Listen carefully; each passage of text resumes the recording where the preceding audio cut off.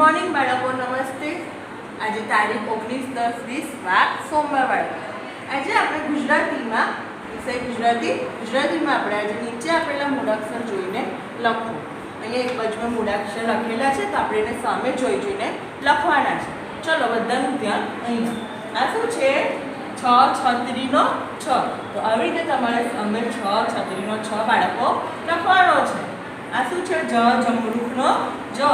તો આપણે લખીશું જ જમરૂખનો જ. આ જબલાનો જ. ટ ટપાલીનો ટ. ઠ ઠડિયાનો ઠ. ડ ડબ્બાનો ડ. ઢગલાનો ઢ. અને બાણનો અણ. ત તપેલીનો ત. થ થડિયાનો થ. ડ દડાનો દ.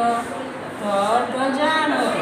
એવી જ રીતે આવી રીતે બાળકો તમારા બુકમાં મૂળાક્ષર જોઈને લખવાના. ત્યારબાદ જોડકા જોડો.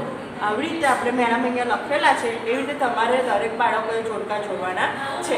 ચલો અહીંયા આગળ આ શું છે? છ છત્રીનો છ. સામેની બાજુ છત્રીનો છ ક્યાં છે એને શોધીને એને જોડવાનું છે. ક્યાં છે? આ રહ્યો. એને જોડો. જમરૂખનો જ ક્યાં છે? આ રહ્યો. એને જોડો. જબલાનો જ ક્યાં છે? આ રહ્યો. ટપાલીનો ટ ક્યાં છે? આ રહ્યો. ઠડિયાનો ઠ આ રહ્યો. ડબ્બાનો ડ. ઢગલાનો ઢ. અને બાણનો અણ. તપેલીનો ત. એવી જ રીતે થ થડિયાનો થ. દ દડાનો દ અને ધજાનો ધ. આવી રીતે બાળકો તમારું મૂળાક્ષર જોઈને લખવાના છે અને જોડકા જોડવાના છે. આજનું આપણું HW છે. CW મુજબ HW 2 વાર. આ આપણું પુનરાવર્તન.